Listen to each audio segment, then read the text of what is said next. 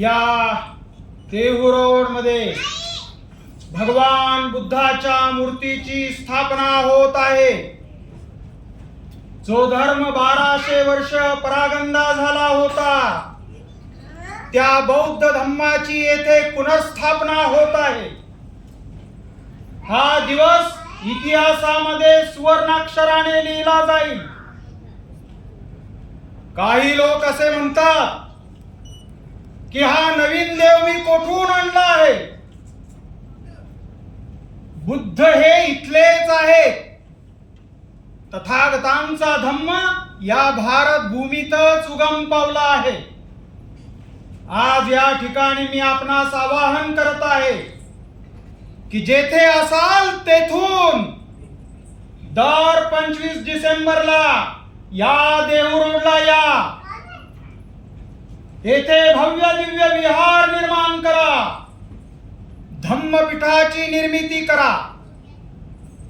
भगवान बुद्धाचा धम्म तोच आमचा धर्म असे आम्ही आता निश्चित केले आहे।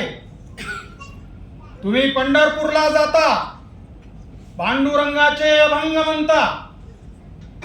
पुण्यातल्या ऐतिहासिक संशोधन मंडळातील लोकांची पंढरीचा विठ्ठल कोण यावरती हुज्जत चालू आहे। परंतु माझा त्यांना असा खरा सवाल आहे की तुम्ही विठ्ठलाऐवजी पंढरपूरचा पांडुरंग कोण याचा उत्तर मला द्या। तो होता कुठे? त्याला पळविला कोणी? त्याला डुबविला कोणी? मी तुम्हाला सिद्ध करून देईन की पंढरपूरचा पांडुरंग आणि पांडुरंगाचे मंदिर हे प्राचीन बुद्ध विहार होते। पांडुरंग हा शब्द पुंडलिक या शब्दापासून तयार झाला। पुंडलिक याचा अर्थ कमळ। अडाणी लोकांना तत्वज्ञान ते काय कळे? बौद्ध धम्मामध्ये मूर्ती पूजा नव्हती। पाली भाषेमध्ये कमळाला पांडुरंग असे म्हणतात। तुम्हाला भुलवण्यासाठी ब्राह्मणांनी बुद्धाच्या नावाचा लोप केला। काही लोक असे म्हणतात, मतलबी लोक असे म्हणतात की महाराष्ट्रामध्ये पांडव लेणी आहेत। पण पांडव महाराष्ट्रात कसे येतील?